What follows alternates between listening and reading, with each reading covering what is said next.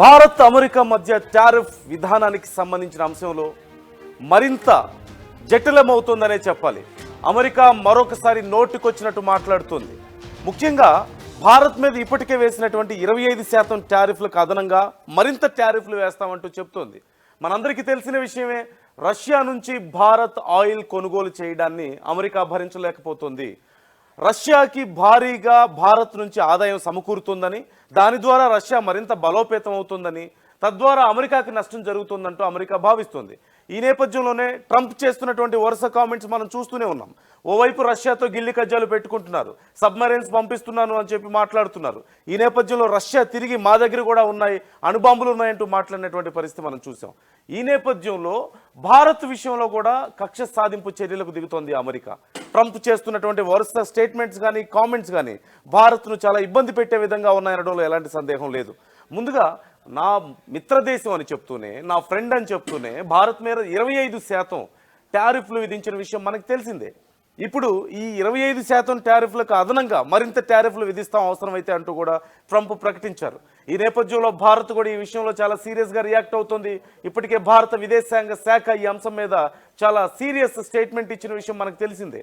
మనం ఎక్కడి నుంచి ఆయిల్ కొనాలి, భారతదేశం ఎక్కడి నుంచి ఏ దిగుమతులు చేసుకోవాలి, ఎగుమతులు చేసుకోవాలి అనే అంశం మా పర్సనల్ విషయం. మా విషయంలో ఎవరు జోక్యం చేసుకోవాల్సిన అవసరం లేదు, మీరు మాకు చెప్పాల్సిన అవసరం లేదు అంటూ ఇప్పటికే చాలా ఘాటుగా స్పందించింది. ఈ నేపథ్యంలో ట్రంప్ చేసినటువంటి కామెంట్స్ మరొకసారి చర్చనీయాంశంగా మారాయి. అవసరమైతే 25% తోడు మరింత ఎక్కువ టారిఫ్స్ విధిస్తామంటూ ఆయన ప్రకటించారు. ఈ నేపథ్యంలో భారత్ ఈ విషయాన్ని ఎలా ముందుకు తీసుకెళ్తుంది, ఎలా స్పందిస్తోంది అనే అంశాలకు సంబంధించి చాలా ఉత్కంఠను కలిగిస్తుంది. ఏది ఏమైనప్పటికీ భారత్తో ఉన్నటువంటి మైత్రి బంధాన్ని అమెరికా డేంజర్ జోన్లోకి నెడుతుంది అనడంలో మాత్రం ఎలాంటి సందేహం లేదు. రష్యా మీద కోపంతో భారత్ మీద ప్రతీకారం తీర్చుకునే ప్రయత్నం చేస్తుందా? రష్యాని ఏమీ చేయలేక ఇక భారత్ మీద లేదంటే మిత్ర దేశాల మీద తమ ఆగ్రహాన్ని చూపిస్తోందా, తమ కుళ్ళును వెళ్ళగక్కుతోందా అంటే ఖచ్చితంగా అవునని చెప్పొచ్చు. ఈ నేపథ్యంలో వరుసగా జరుగుతున్నటువంటి పరిణామాలు మనం చూస్తున్నాం. మొన్న ట్రంప్ చేసినటువంటి ట్వీట్ కూడా చాలా చర్చనీయాంశంగా మారింది. రష్యాను రెచ్చగొట్టే విధంగా చేసినటువంటి ట్వీట్ మనం చూస్తున్నాం. ఒకసారి నేను ఆ ట్వీట్ చదివి వినిపిస్తాను ఏం చేశారు. Based on the highly provocative statements of the former president of Russia, Dmitry Medvedev, who is now the deputy chairman of the Security Council of the Russia Federation, I have ordered 2 nuclear submarines to positioned in the appropriate regions just in case. Those foolish and inflammatory statements are more than just that. Words are very important and can often lead to the ununited consequences. I hope this will not be one of those instances. Thank you for your attention to this matter. అంటూ nuclear సబ్మెరైన్స్ను నేను order చేశాను, nuclear submarines Russia దిశగా వెళ్తున్నాయి, ఈ మాటల యుద్ధం ఇలాగే పెరిగితే, మా మాట వినకపోతే పరిస్థితులు మరింత దారుణంగా ఉండబోతున్నాయంటూ ట్రంప్ హెచ్చరించడం, ఆ తర్వాత రష్యా మా దగ్గర కూడా న్యూక్లియర్ వార్ హెడ్స్ ఉన్నాయని చెప్పి తిరిగి వాళ్ళు కూడా అదే పని చేయడం, రష్యాకి సంబంధించినటువంటి సబ్మెరైన్స్ని అలర్ట్ చేసి అమెరికా వైపు పంపిస్తామని చెప్పినటువంటి పరిస్థితి మనం చూసాం.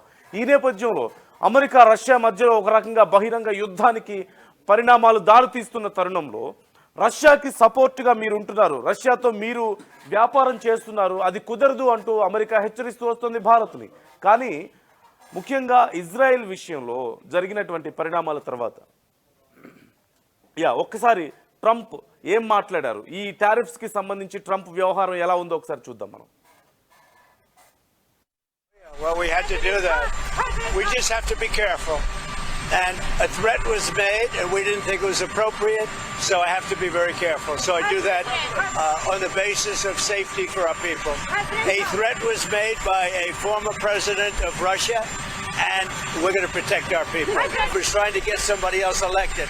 Then right after the election, I think on the 15th, November 15th, she had an $800,000 or $900,000. Oh yeah, well, we had to do that. We just have to be careful.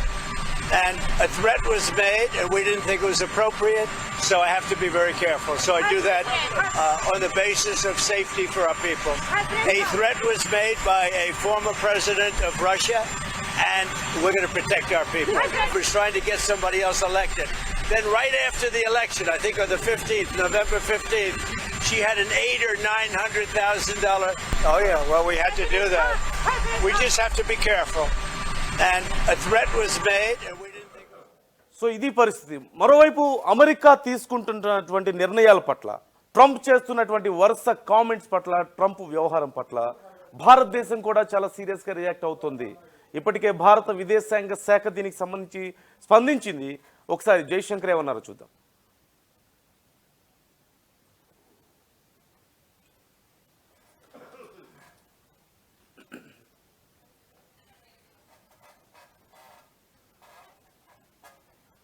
Right, ఒకసారి We live in complicated and uncertain times.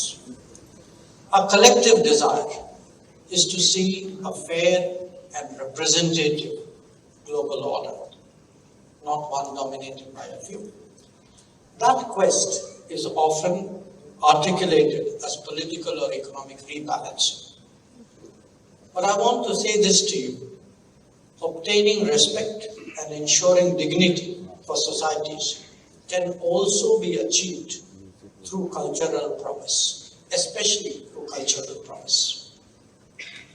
In that context, traditions are of particular value because ultimately they define identity. We must be assured about what we are if we want to be confident about shaping the future. For nations like us, traditions are truly a great source of strength. So let me, in conclusion, thank ICCR and thank Team MEA for organizing this event. On your behalf, I would like to thank all the participants, the performers who have come from all the Bharat ఖచ్చితంగా చాలా బలంగా ప్రతిస్పందిస్తోంది అనేది తెలుస్తోంది. కొంత సంయమనం పాటించారు మొదట్లో, భారత్ వైఖరి అది. కానీ పరిస్థితులు చేయి దాటుతుంటే, ఖచ్చితంగా ప్రత్యర్థులు మన మీద మరింత బలంగా దూసుకొస్తుంటే తిరిగి అంతే స్థాయిలో భారత్ ప్రతిస్పందిస్తుంది. చాలా సందర్భాల్లో అది చూసాం. మన ఓపికని, మన శక్తిని చేతగానితనంగా తీసుకుంటే, మన మంచితనాన్ని చేతగానితనంగా తీసుకుంటే ఫలితాలు ఎలా ఉంటాయనేది గతంలో పాకిస్తాన్ చూసింది. ఇప్పుడు అమెరికా కూడా అలాంటి పరిణామాలను ఎదుర్కోబోతోందా? మేము వ్యాపారం విషయంలో మిమ్మల్ని దెబ్బ కొడతామని అమెరికా ముందుకొస్తే తిరిగి భారత్ ఆ మాత్రం స్పందించలేదా? ఆ మాత్రం ప్రతిస్పందించలేదా? భారత్తో అవసరం అమెరికాకు లేదా? కేవలం అమెరికా అవసరం మాత్రమే భారత్కు ఉందా అనే విషయాల గురించి ఇప్పుడు పెద్ద ఎత్తున చర్చ జరుగుతుంది. పరిణామాలు ఎటు దారి తీయబోతున్నాయి?